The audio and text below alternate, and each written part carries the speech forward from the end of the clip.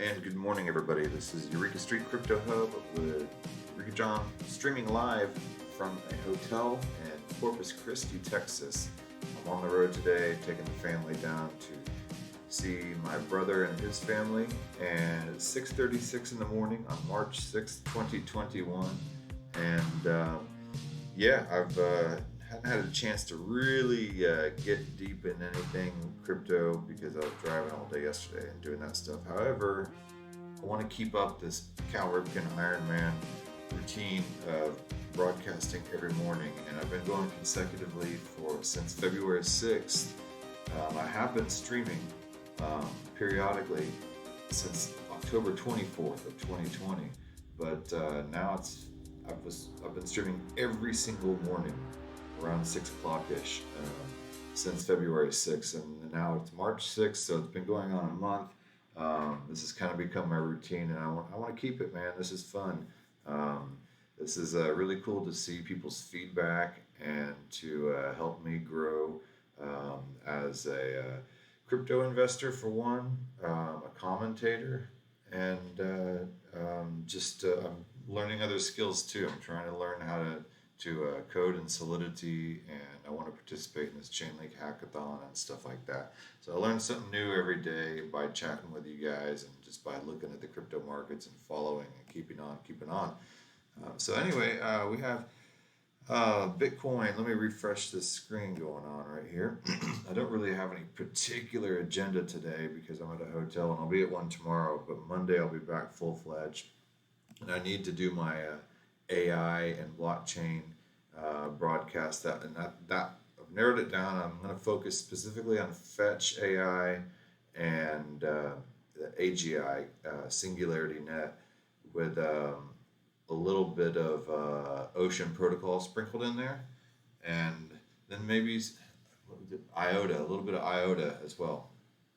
I think those will cover the gamut as far as AI, as far as I'm concerned. If you know of any others, let me know, and then I can throw that in there. I just want to do an entire project or idea-focused longer episode on blockchain and AI, just like I did with Hedera Hashgraph, I did with Cardano, Zilliqa, Nimic, Dogecoin even I did. So look back on some of my other more project-focused videos.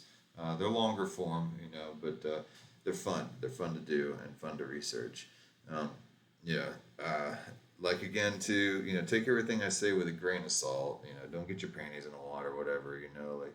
I'm not like a professional at any of this stuff. I'm just a dude trying to learn about this stuff, and you're watching me document it. So we got Bitcoin at $47,833.69, Ethereum at $1,500.50. They've both been kind of just sitting right around there for the past week or so. It's been interesting to see kind of going sideways, and I'm okay with some sideways action. It's better in a way than it kind of just like rocketing to the moon right now, because what goes up really fast comes down hard just as fast too. I've kind of watched Bitcoin and Ethereum and just crypto in general over the past couple of years go through these trends of like 2 steps forward, 1 step back. It reminds me of that country song, 2 steps forward, 1 step back. But it's true, everything that has a healthy progression takes 2 steps forward and 1 step back. And in order to really meaningfully progress forward, you do have to take some setbacks and to be able to relearn the best way to take the next step. So we have Tether sitting at 3rd place. Tether and Cardano and Binance Coin, they've all three just been in a little grub match over here. And then Polkadot right down here fighting with Binance Coin. Cardano's supposed to be like the Ethereum killer. And apparently they're supposed to be, over the past like several years, there's always been these Ethereum killers. EOS was supposed to be an Ethereum killer. Cardano is supposed to be an Ethereum killer. People have called Polkadot an Ethereum killer. Everybody's trying to replace Ethereum. If you don't really know what Ethereum is, it's like the next progression. Bitcoin was the original. It focused on transactions, and now it's kind of turned into like a store of value. A digital gold is what a lot of people call it. It takes a long time to do a transaction. It is the most secure, but it's just, I don't think it's going to be good enough to use for daily transactions. So people forked it, and a fork means a change in the code that creates a whole new procedure of doing things. And Bitcoin Cash is one of those forks. And people tried to make, and they're still trying to use Bitcoin Cash as the actual day to day currency transaction uh, version of Bitcoin. But don't get confused, it is not Bitcoin. Bitcoin Cash is not Bitcoin. Bitcoin SV, that stands for Satoshi Vision, is not Bitcoin. There's Bitcoin Gold, Bitcoin. I mean, there's a lot of different Bitcoins out there, and they are not Bitcoin. BTC is the ticker, if you don't know. And don't fall for that, for somebody trying to get you to invest in anything else besides Bitcoin, claiming that it's Bitcoin. So be careful about that. Um, I know with cryptocurrency exploding, kind of becoming mainstream, a lot of people are really out to try to prey on the new people. And just be careful, you know. And like I said yesterday, there's a lot of YouTubers out there, and me included.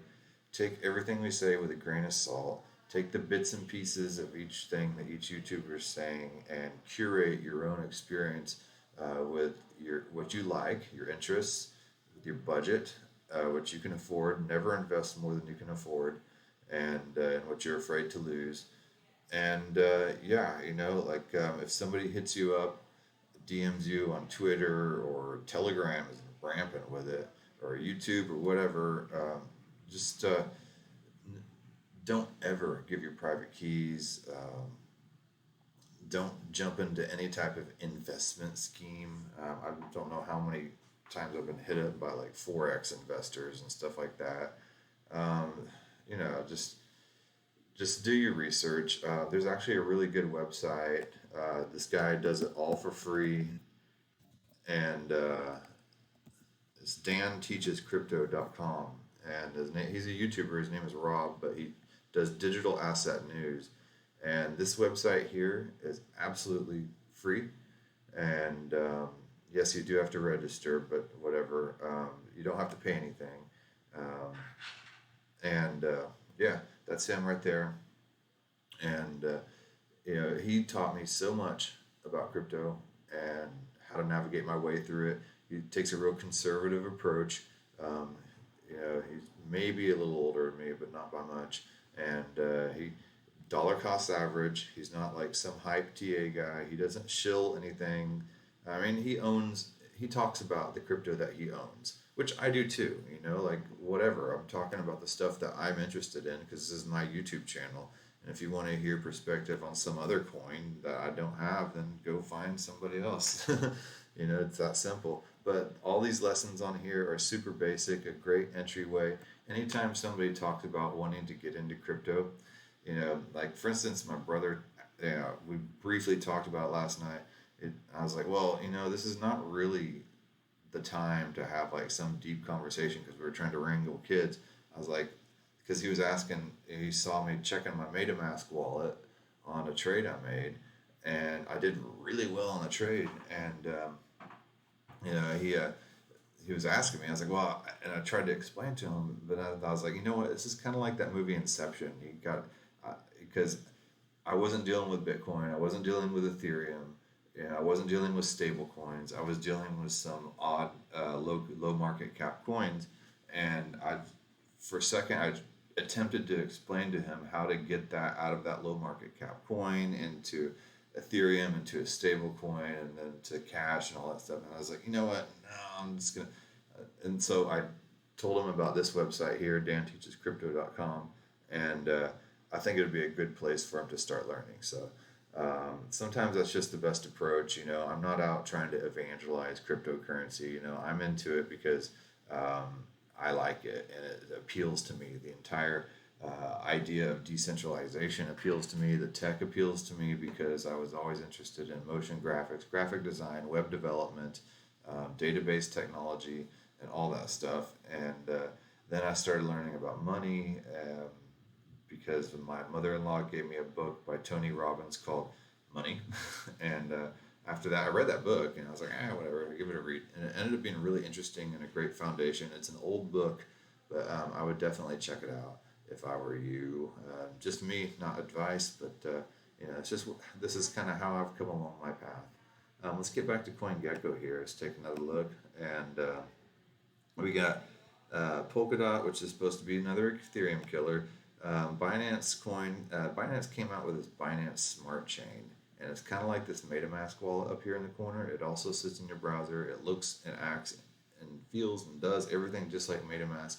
But the main criticism of Binance is they're a centralized exchange trying to create this decentralized look. So we'll see how that goes. I noticed people have, like Chico Crypto has said that EOS tried to do that against Ethereum, and then Tron tried to do that against Ethereum, but that Ethereum is like the decentralized world computer and smart contract platform, and nobody's really going to replace it with some kind of centralized version of it. So we'll see. I don't know.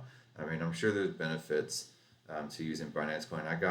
I've gotten some pretty good tokens on the Binance Coin platform, or the Binance platform. Yeah. Anyway, but I can't use Binance specifically because I'm in Texas, so I have to use a VPN to use some of the features of the Binance exchange, but I can't like actually um, convert fiat to crypto on the Binance platform because then they have to see my ID and then it shows Texas and then I'm not eligible to be a part of it. So I've been able to find tons of different workarounds, and that's not really the place. This video is not the place to talk about it right now. But if you ask me some questions on how to work around and get through the Binance quagmire to work with some of these tokens that I've been dealing with, like the BTC ST token, I did work through Pancake Swap for that, and I was able to use the bridge on that with a VPN and stuff like that. So there are ways to get around it. And so let's go down here. We have XRP still sitting around 45 cents. It was kind of like a stable. XRP is not a stable coin. This is a joke. But it was kind of like sitting around 20 and 25 cents for the longest time. And then it lingered maybe around 30. And now it's lingering at 45. And it's just, there's so much going on with XRP and the SEC and all that stuff. I just don't even know where to begin or end with that. I did have some XRP at one point, and I sold it off just after the supposed Flare token airdrop.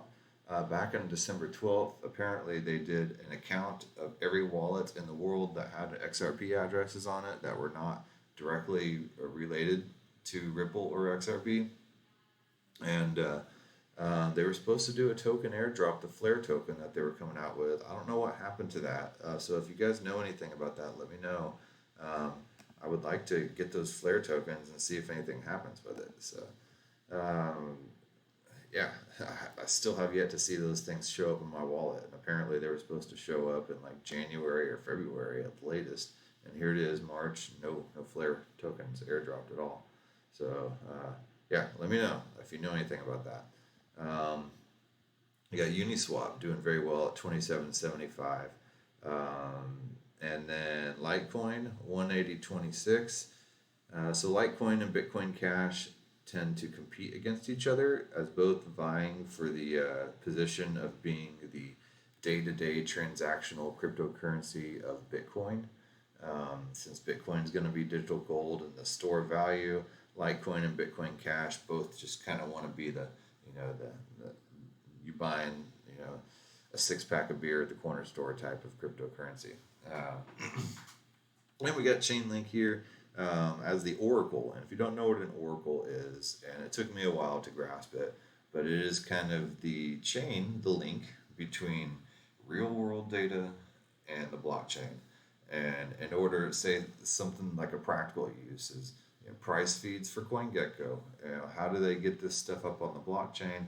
Well, they have a bunch of different sources of information, and Chainlink is the link between all those databases and sources of information to be able to feed to the blockchain. Or if you have weather information, you have all these IoT 5G devices collecting data, and then Chainlink is the link between all those sources of data and then the blockchain, and then that's where the smart contract is.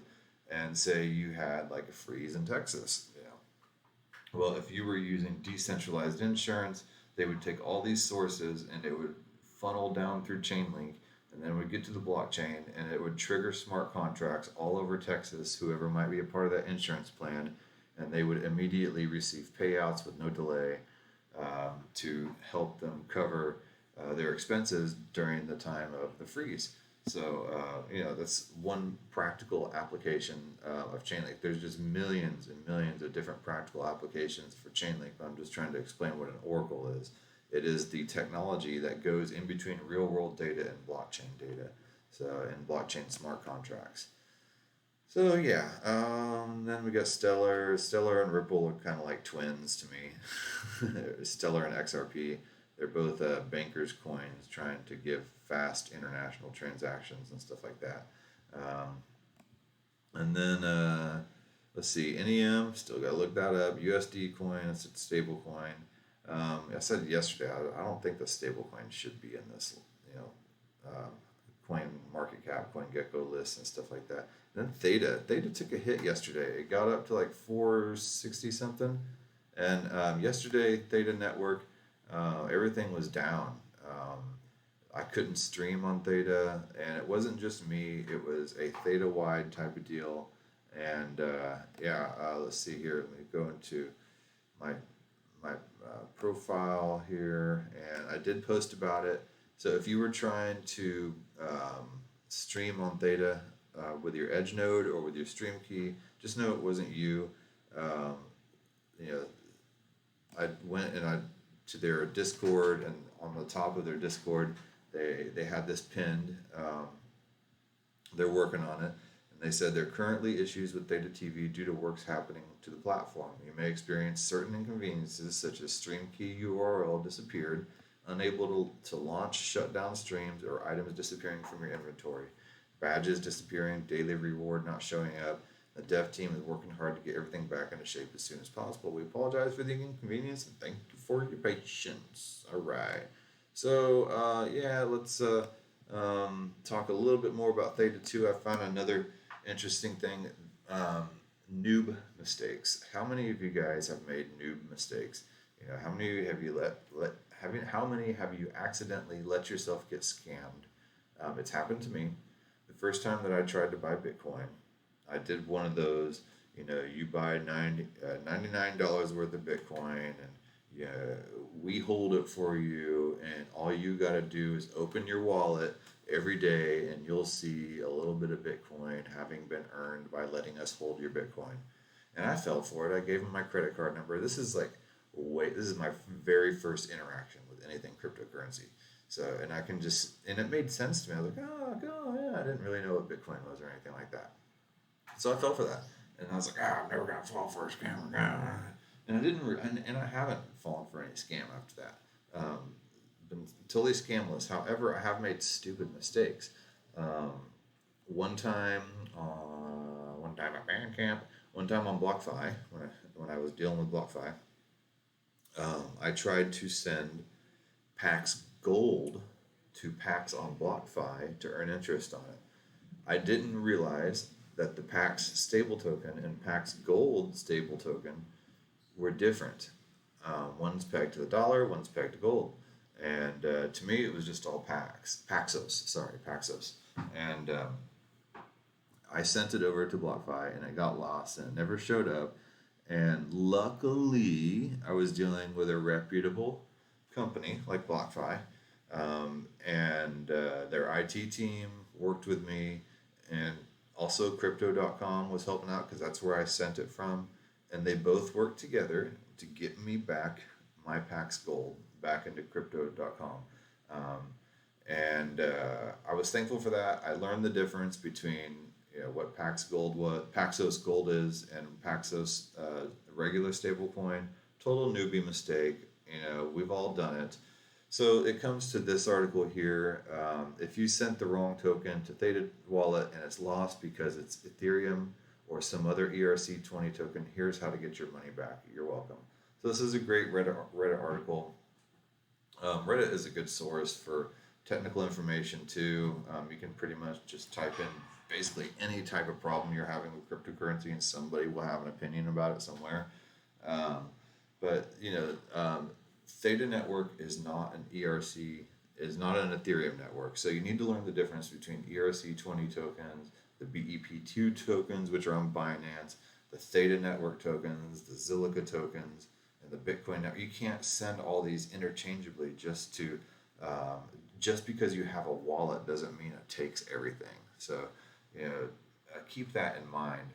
Um, you have to have, for instance, some of these wallets, like Atomic Wallet, will have you'll be able to have a bunch of these different cryptocurrencies, but it's because they set you up with a wallet address for every single type of cryptocurrency, every single classification of cryptocurrency. So keep that in mind. Don't try to send your Ethereum or your Chainlink or anything like that to the Theta Network wallet. That only takes Theta and T-Fuel and then coins that have been made on the Theta coin minter. So keep that in mind. And it shows you the instructions here. The Theta wallet can only be used to store the tokens on the Theta token, on the Theta blockchain, Theta and T-Fuel. You can't store ERC20 tokens with it. The tokens you sent to the Theta wallet address are still on Ethereum blockchain and can be accessed via an Ethereum wallet like My Ether wallet. So you can, just because you send them to the Theta wallet address, they are still on the Ethereum blockchain. So you can recover those. And since My Ether wallet and the other Ethereum wallets don't use the same format of seed phrase as Theta wallet, you will just need to derive the private key from your Theta seed phrase, then use that to access the address in the My Ethereum wallet. Here's the procedure. It might look complex, but it only takes a couple minutes to complete if you follow the instructions carefully. So they go through all the steps, and I mean, my point is to just know that your crypto is still on the Ethereum blockchain, and a lot of times there are ways to get around maybe something sent to a wrong wallet to where it's not completely lost forever. But it takes a lot of rigmarole, it takes a lot of research in order to figure out how to do that. So be sure that you always make sure that you're sending your tokens to like type of crypto addresses. And in Ethereum, a lot of times ERC starts with 0x at the beginning. So, little obvious things like that. Always take a quick look at the address. It might just look like a gobbledygook bunch of numbers to you, but after a while and working with this stuff, things start to look. You can tell which one is an Ethereum address and which one is a Bitcoin address and which one might be a Zilliqa address, just by looking at them. Which one might be a Cardano address. Just by looking at the prefix and stuff like that, and how long it is, or so there are indicators to know whether something is an ERC20 token or not just by looking at the public key.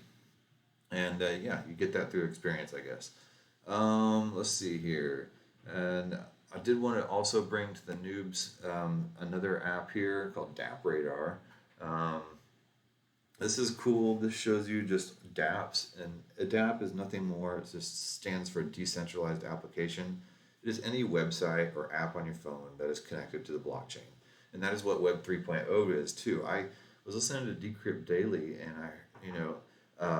Matthew Deemer was on there, and he asked the person he was interviewing. He's like, "So, explain to my audience what is Web 3.0?" And the guy went in off on some convoluted explanation. Highly technical, trying to explain to his audience about what Web 3.0 is. I'm like, dude, all you got to say is it is a website that is connected with a wallet to the blockchain. That's it. Just forget all the extra technical explanation. And then Web 2.0, it is dynamic. It is an interactive website, because they were trying to explain the difference between Web 2.0 and Web 3.0. Web 1.0 is just your static website from the 90s, where you just put up your pictures and your information, your about us, and that's it. That's all the website does. Web 2.0 brought in interactivity. It brought in Facebook, MySpace. It helped WordPress. It allowed people to connect to a database and to be able to upload photos and upload their own text, the user, not the web designer, the user, and create their own websites in a way, their own pages like MySpace and Facebook, or e-commerce. That's also Web 2.0, to be able to interact with a credit card and buy and sell something, and everything's stored on a centralized database. Now Web 3.0 is decentralized. You can connect your crypto wallet and it connects to the blockchain, and then any type of transaction or anything that's done on Web 3.0 has to all be validated by all these nodes, thousands of nodes around the world. So it is a little slower, but everything is decentralized and all your data is not stored on one server. So there's a trade-off.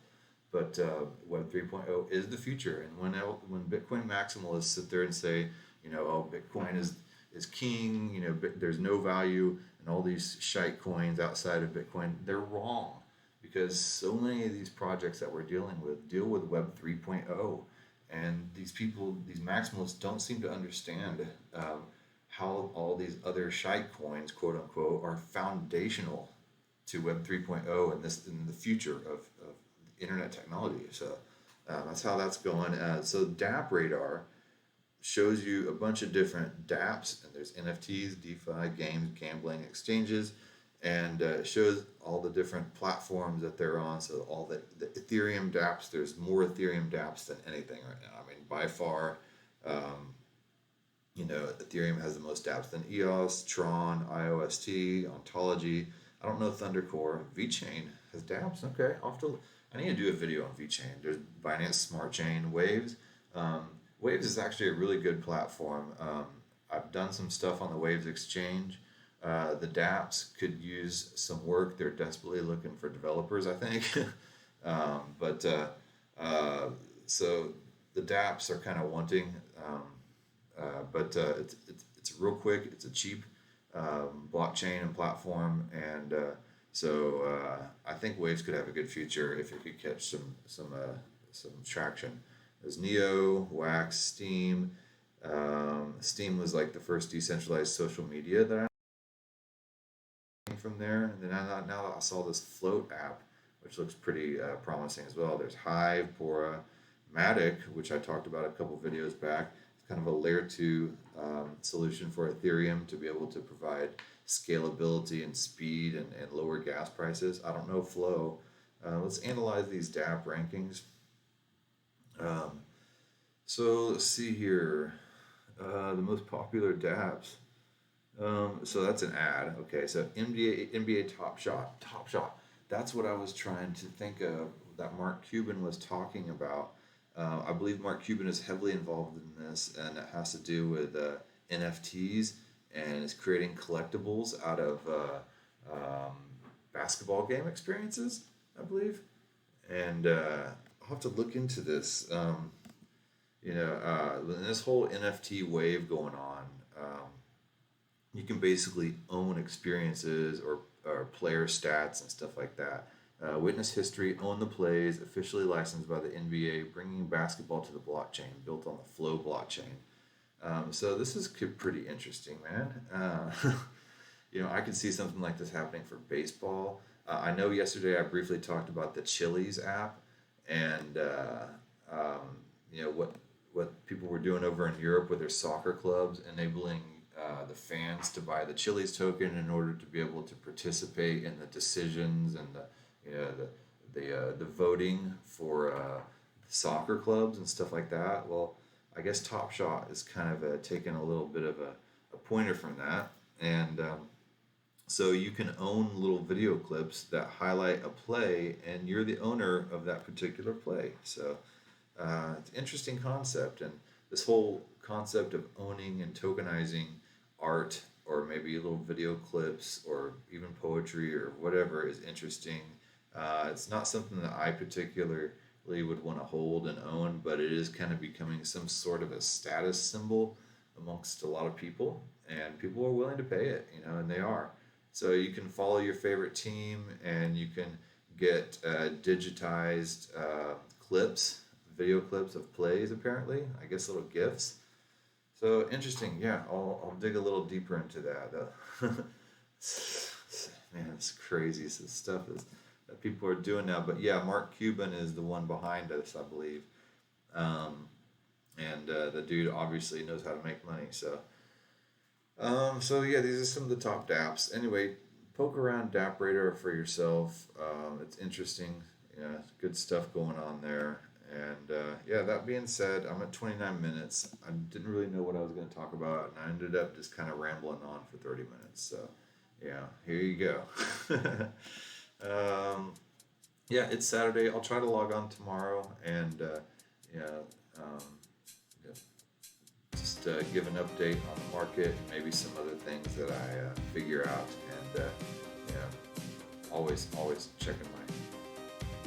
checking crypto news every single day, and trying to keep up with what's going on because I love it. Awesome. So, all right, man. Well, you guys have a good day, and I will talk to you tomorrow.